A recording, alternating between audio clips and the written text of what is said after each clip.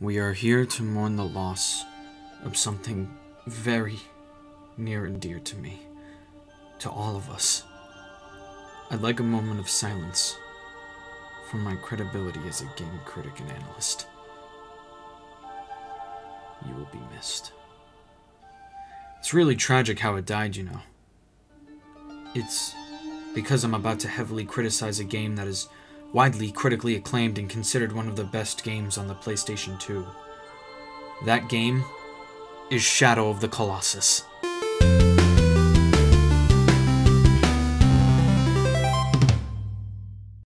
Since the new PlayStation 4 remake was just announced at E3, and also because I just completed it as a part of my Completionist Challenge livestream, and I always love a good shameless plug, I thought it was high time to get talking in depth about Shadow of the Colossus.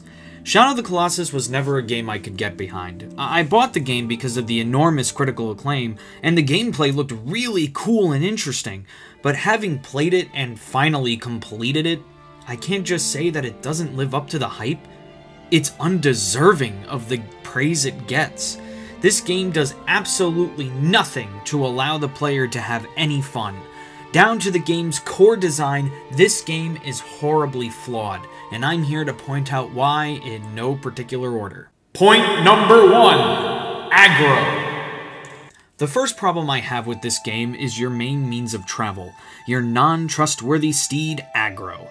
Agro controls like my ass after drinking a milkshake, which is extra shit because I'm lactose intolerant. Agro constantly gets scared of any tiny ledge you might come across, and he is especially afraid of rocks. This constant stopping and having to turn around just slows down the already snail's pace travel to each Colossus. There are times when traveling with Agro is actually slower than just walking on foot, especially when it comes to some land bridges. Also, calling Agro to your location is super inconsistent as well. There are so many times where I leave the Shrine of Worship and I call Agro once I'm outside, and he just doesn't come. But if I go off of this cliff and go to the bottom, he can get to me almost no problem. Agro's AI is inconsistent and frustrating to deal with, but the frustration only begins. Point number 2. The open world. The open world is just awful. It is completely and utterly boring and unnecessarily big. Trust me, I get it. The point of the big empty overworld is to bore the player so that the Colossus battles seem that much more epic. I'm sorry, but that is the complete wrong way to go about this. When I arrive at a Colossus, I should be like, ah, sweet, a Colossus, not fucking finally a Colossus.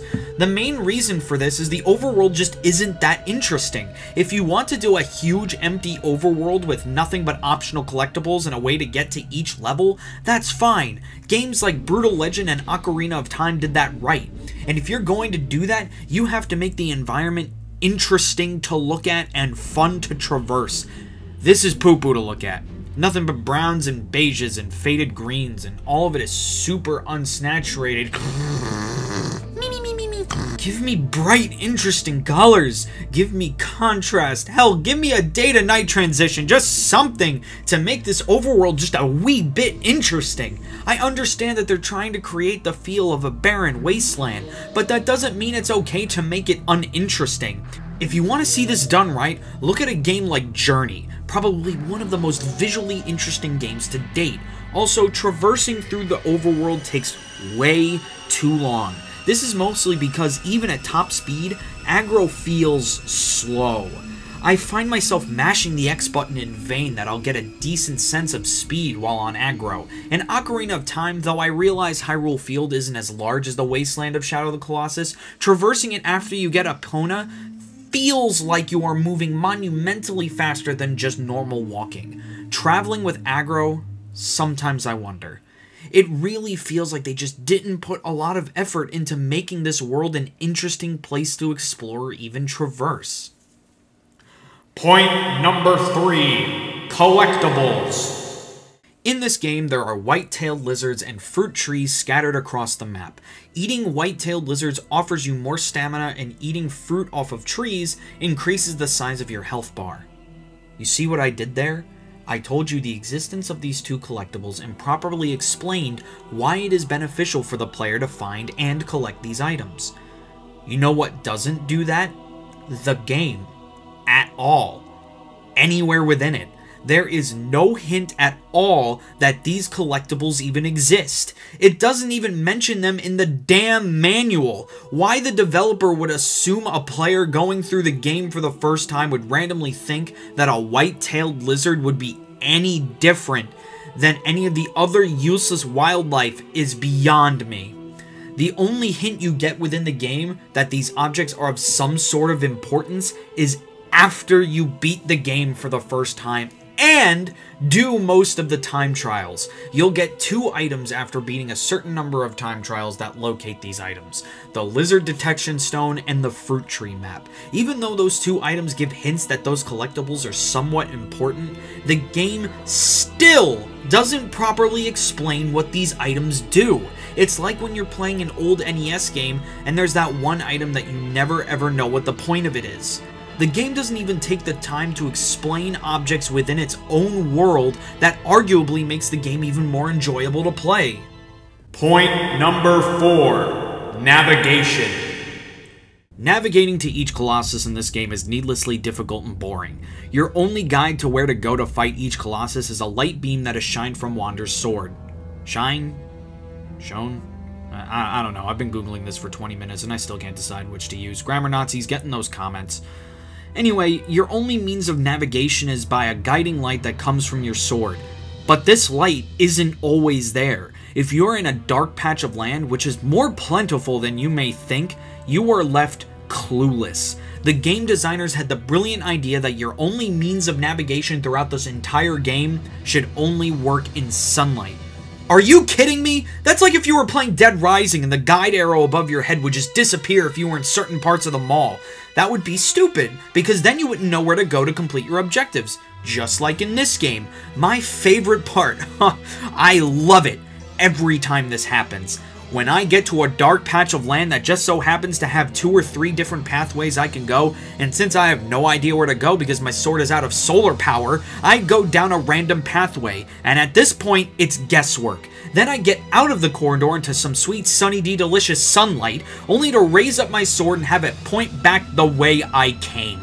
If this sword is so mystical and magical that it can point out the Colossus that need to be defeated, why can't it work all the time, regardless of sunlight or darkness? Make it a sword that generates light. Maybe something along the lines of, oh, I don't know, a Sword of the Sun. Wait, there is something like that, and it is also called the Sword of the Sun. How do you get it? By beating the game twice, once on normal and another on hard mode, then defeating 4 hard time trials. What the fuck? Why can't it just be like this all the time? Fuck the crappy navigation in this game. Next topic. Point number 5. The story.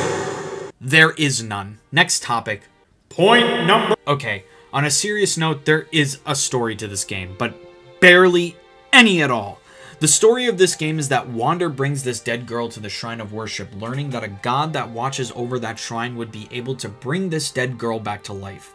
The god decides to help Wander, but only on one condition. Wander must defeat these 16 colossi to be able to give the god the power to bring her back. First of all, with this intro, I already have so many questions. First of all, where did Wander and this girl come from? Where are they from? How did Wander hear about the Forbidden Land? We're kind of told that it's part of a legend of their village, which you kind of see glimpses of when Lord Iman later in the game is riding away from the Shrine of Worship. But your characters are never given any backstory, so everything is just really confusing. Also, the story implies that the girl was sacrificed, but why? The game says that it's because she had a cursed fate, but what does that even mean? There are so many theories around this, most of which tie this game to Eco, but the game never gives you anything more than that vague reasoning. Also, how did she die? Looking at her, she's not stabbed, shot, sliced, decapitated, drained of blood, or anything of the sort. She could be poisoned, but I'm just speculating at this point. If they didn't want anybody to question why she was sacrificed, they could have come up with a much easier solution along the lines of that she died of a disease that kills people in their sleep. The third question I have with this intro is, who is this girl to us? Wander's relationship to this girl is never, ever explained. Is she our sister, our girlfriend, our childhood friend, someone we fell in love with, some random girl Wander decided to throw his life away to save? Give me something! I understand they wanted to keep the story vague, but not telling me what this girl is to Wander leaves me wondering why I should even care. The game's main motivation is to make me want to save this girl, but there's nothing in this game that motivates me into doing so. Why should I care about some random girl that seemingly has no relationship with the protagonist? A couple of flashbacks of the two would help if they even had a history. Wander is such a blank slate that he makes Link look like he's booming with personality, but I'll get to my more major complaints about him later. The next cutscene we see a bunch of men on horseback riding towards the Shrine of Worship. Okay, cool. Now, the ending. Okay. Here we go. The men arrive at the Shrine of Worship right after Wander defeats the final Colossus. Wander gets teleported back to the shrine. Lord Iman says some things to the dead girl that we can't understand because they failed to put any subtitles, and then they notice Wander. Wander is now a zombie. Lord Iman scolds Wander on making the events of this game happen. One of the soldiers kill Wander and he spews blood like a Colossus. Wander shrugs it off like a flesh wound, but then decides to finally die, as well as turn black. Then, Wander transforms into a Colossus, which apparently is the physical embodiment of Dorman, the god we've been helping this entire time. Dorman tries to crush everybody with worse controls than before, as Iman and his men take a leisurely stroll to the pool. Iman throws a sword into the pool, which for some reason sucks Dorman and Wander into it. Iman and his men destroy the bridge leading to the Shrine of Worship using magic, I guess. The girl actually wakes up without Dorman having to do anything to her. I guess she was just napping. Agro returns after we saw her fall hundreds of feet down a cliff, and somehow the only injury she sustained was a broken leg. Please, for the love of God, just put her down. The girl likes the pretty horse. Credits roll. But wait, there's more. We see Iman and his men finish crossing their bridge because I cared so much to know that they made it home safe. We get to watch the girl and Agro take a leisurely stroll to the pool. A horned baby appears. Agro is sick of this shit and tries to leave. The girl is now a mom. Agro and the new mom climb to the top of the shrine to a Garden of Eden looking place. Random deer is for some reason important. Deer is still important. Why is this deer so important? Eagle flies away along with the camera because I think we're all done. And finally, it ends. Was that explanation long, boring, and confusing? Imagine sitting through it for 26 minutes. Point number 6. Padding and virtual difficulty. For those who don't know what I mean by padding and virtual difficulty, let me take a second to explain. Padding is something in a game that doesn't really add anything new to the game and only serves as a means for making the game feel longer. Some good examples include the extra missions in Sonic Heroes and the need to grind in most JRPGs, especially the early Final Fantasies. When I say virtual difficulty, I mean a task that feels hard, but is either not very hard to execute or, on the other side of the spectrum, impossible to prevent. If there's one thing this game does amazingly is making itself feel hard, but just using this feeling to pad out already drawn out fights. There is nothing that pads out fights more than the goddamn shaking and staggering. It is so ridiculous how much you stagger on the Colossi in this game. They walk, you stagger. They shake, you stagger. They literally stand there and do nothing, you stagger.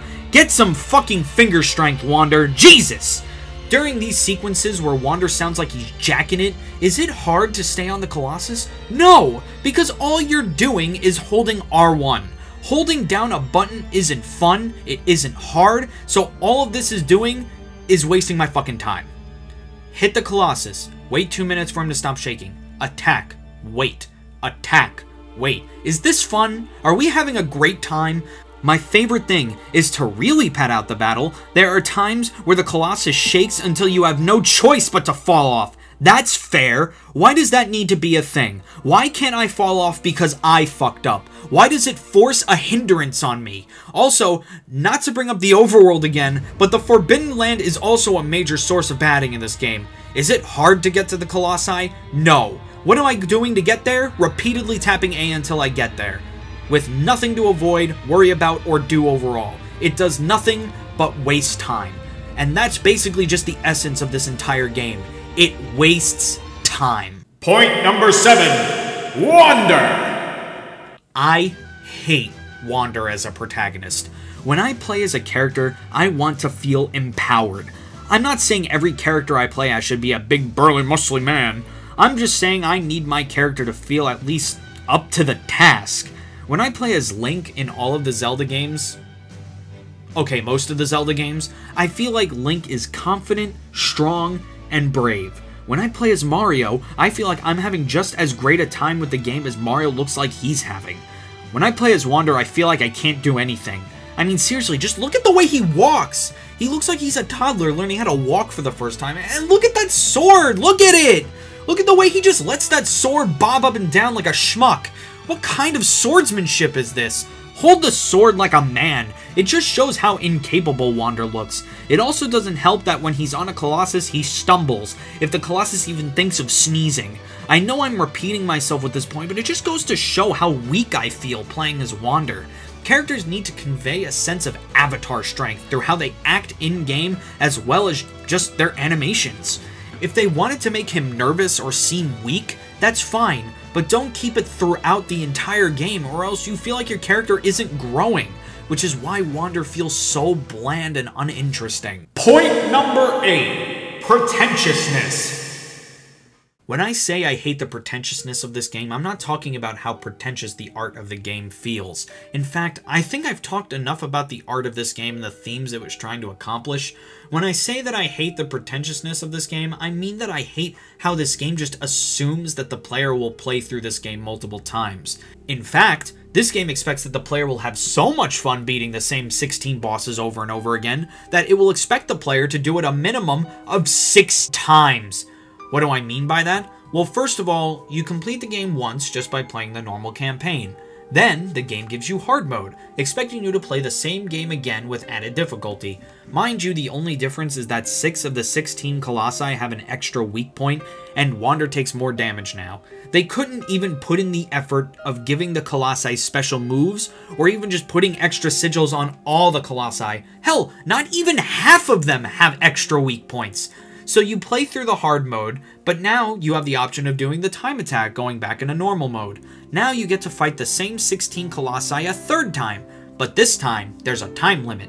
You have the option though, you may be saying. Yeah, you have the option, but if you don't do it, then you don't get these cool items that you get every time you complete 2 time trials.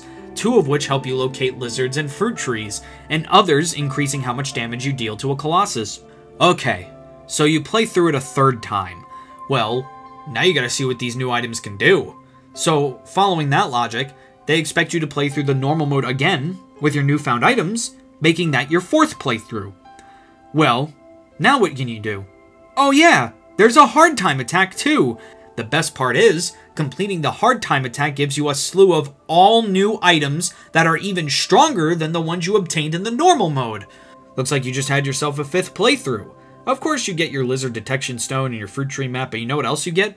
A parachute and a sword that navigates you whether you are in sunlight or not. I want to take this time to go on a little mini rant right now. These items are honestly really fucking cool. My only complaint is that the only way to get them is to complete these time trials that you only unlock after beating the game. I feel like that does an injustice to the items themselves.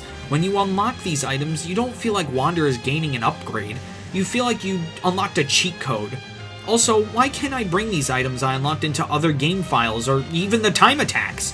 That's where I need them to be the most. It's not like it would break the game any. You only get the sword that takes the Colossi down in one hit when you beat all the bosses in the hard time attack. Anyway, so you just completed your 5th playthrough of fighting the same 16 bosses. Well, now the curious gamer inside you must try out these newfound items that are different from the ones you unlocked in the normal time attack. So again, the game assumes you're gonna play for a 6th time. That's fighting the same 16 Colossi 6 times each, totaling your battle count to 96 battles with diminishing variety.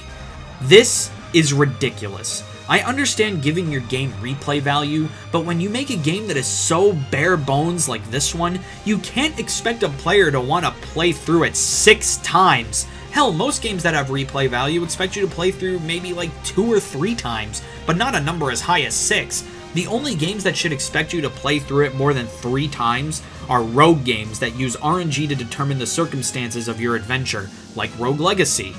For my Completionist Challenge stream, I had to do 4 playthroughs of this game. 1 normal, 1 hard mode, 1 time attack, and 1 hard time attack. And let me tell you, every time I had to fight a Colossus again, it got less and less fun to do it. And I already wasn't having fun. It makes me angry that a game this bare bones thinks it's deserving of 6 complete playthroughs. If that isn't pretentious, I don't know what is.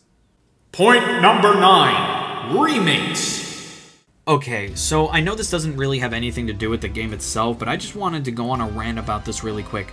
I understand that Shadow of the Colossus was a very critically acclaimed game and everything, so I know why they did an HD version of Shadow of the Colossus for the PlayStation 3. It had a purpose. The original game does not look good on HD televisions, so they wanted to up the graphics to make the game look even better than it did.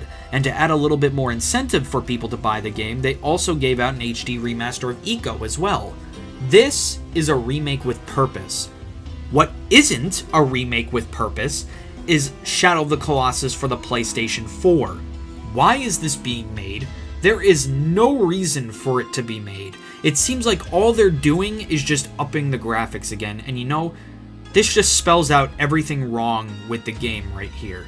All the developers care about are the graphics of this one game, because this game made money.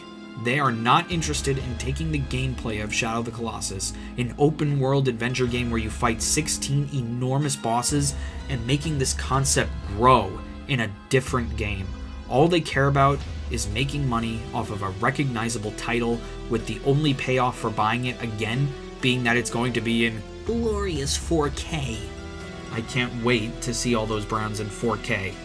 My first reaction to seeing this trailer was just, why? Not even just because I don't like this game, but because there's no reason for it to be remastered again. Final thoughts.